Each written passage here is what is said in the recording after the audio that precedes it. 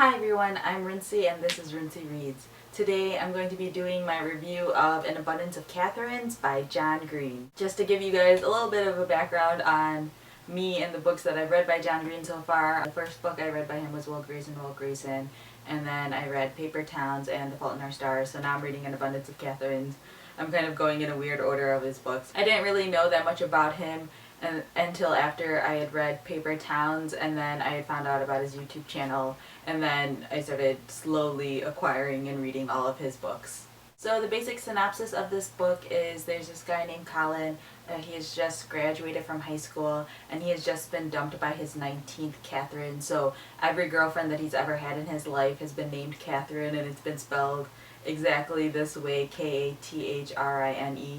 Catherine, no Katie's or Cats or Katherines with a C or anything like that. Colin is also a child prodigy. He thinks he's going to be sort of a washed up prodigy. You know, he's going to go away to college and not do anything spectacular or not be anything special. And so he's kind of has this worry, and he's really distraught over the fact that the last Catherine that has just dumped him. So his best friend Hussein decides that the best way for him to get over Catherine and to get out of this sort of rut that he's in is to go on a road trip. It's really hard to talk about the plot of this book without giving away too much information. There isn't a lot of plot to digest in this. John Green isn't really known for, especially his earlier work, isn't really known for being, super plot heavy or super suspenseful or anything like that. His books are very much all about character, so I don't want to talk too much about the plot, but I mean that basic synopsis should give you enough information about it. One of the downsides of John Green's writing is the fact that not a lot happens, and whatever does happen sort of is predictable, but at the same time, it's okay to kind of have a predictable plot if you have more to it than that, and I definitely think his books always have slightly more. His characters are more detailed and have a lot going on with them. His books are still compelling despite the fact that there might not be a whole lot of plot. I feel like An Abundance of Katherines is definitely a nerd book in the best way possible. I mean, Colin is a child prodigy, so he's constantly and he's also the narrator of this book, so he's constantly sprouting out facts. There's a bunch of footnotes that give you details about different facts that he doesn't want to say out loud to his friend Hussein, because Hussein will tell him when he's being boring or telling him things that are just not useful or helpful at all. Also, in this book, Colin is known for being really good at anagrams, so he's always anagramming people's names. I feel like this is just a really fun book to read. It's really light, and it's definitely, I think this is a good summer book. I mean, I just had a video earlier about what summer reads are, but I guess if you're going to go for that stereotypical summer read, this would be a really good one to choose because it's very light. It's about a road trip and vacation and just having fun and teenagers sort of figuring out who they are and who they want to be. And I mean, even Hussein, it has a lot going on with him. He decided to take a year off before going to college, and he isn't even really sure if he wants to go to college, and he kind of prefers not being there, and so he has to figure out what he's doing. When you're reading this book, you definitely feel like you're reading a John Green book. I mean, I feel like for people who may have only read The Fault in Our Stars, you don't know exactly what that means, but if you've read his earlier work, they're all very similar. He has a very similar writing style, and a lot of his characters are really similar and things like that.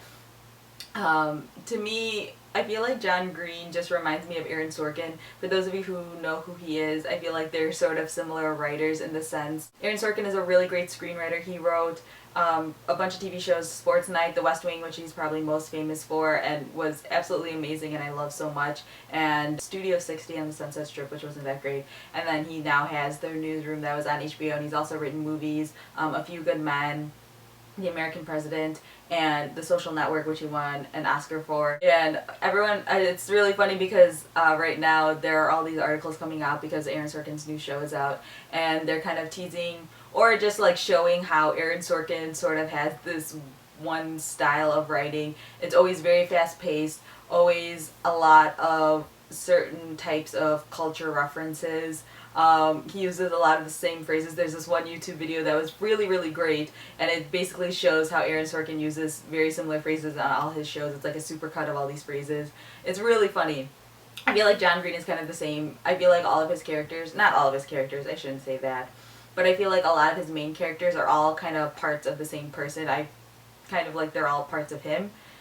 that makes sense. I feel like they're very similar in that sense. Of course, in the same way, Aaron Sorkin and John Green are not alike at all because Aaron Sorkin hates the internet and John Green is like king of the internet. But anyways, that's a total tangent. From this book. So basically, if you're reading this book, I mean, I'm the type of person where I love John Green, obviously. I talk about him all the time in these videos, and anyone who follows me on Twitter and Tumblr knows that I'm a big fan of his. But at the same time, I feel like his books are really, really similar. So if you're reading a lot of John Green books at one time, you're gonna see all of these patterns sort of emerging, and it may start to feel a little bit redundant. So I definitely say, like, if someone's telling me that they want to read a John Green book, I would tell them to, like, pace themselves through the books. That's what I've been doing, at least. I mean, I read Will Grayson a while ago, and then I read Paper Towns last year, and then I read The Fault in Our Stars early this year, I think in January when it came out.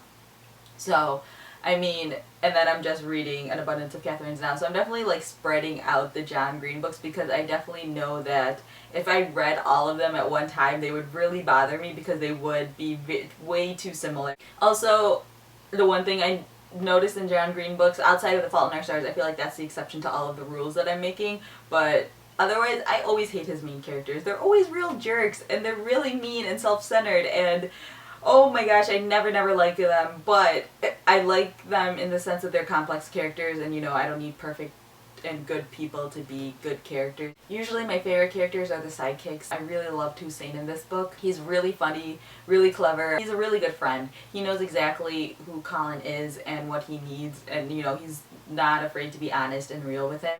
But saying that, I also felt like I could relate to Colin a lot, which is, you know, weird seeing as how I just called him a jerk. But the things about how he has all these random facts that he knows, or that he really loves anagramming, and these really nerdy things. I feel like that is definitely an aspect of my personality as well. People kind of always tease me for knowing a lot of really random things, and whenever there's a question, people tend to look at me as if I know everything. Everyone calls me Google.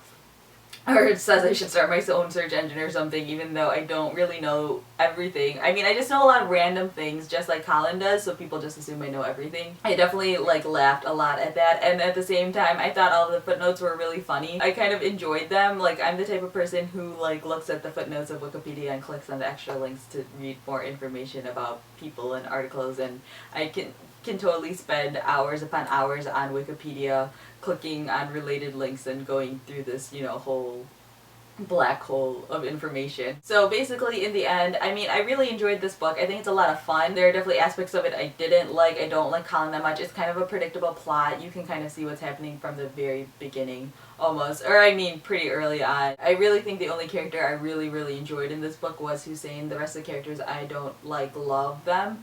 But at the same time, I didn't mind reading their stories because I feel like John Green is just such a good writer that he could write the worst story ever, yet it still would be amazing because he has such a way with words and such a way of describing things that it's just so... I don't understand how that's possible. He just has such a great way of painting a picture. I definitely recommend this book if you're into, you know, young adult literature, or if you've never read a John Green book, this is a good one. I would definitely rank this one above Paper Towns. I wasn't crazy about Paper Towns, but I didn't hate it either. I liked it. It was fine.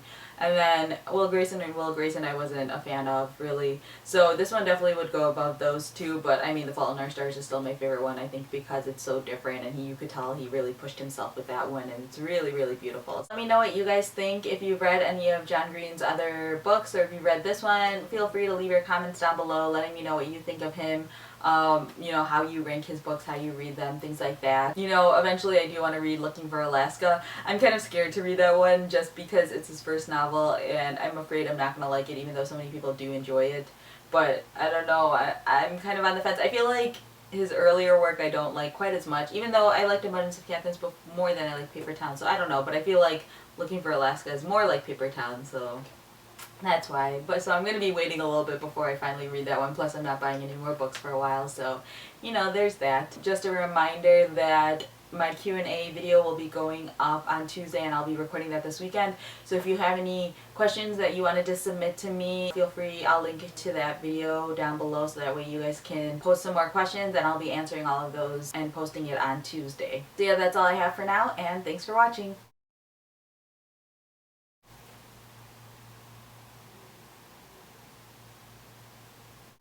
Colin is also a child prodigy. Oh my gosh, stop doing things on camera. Usually my favorite characters are the side. This is definitely a very predictable book. It's very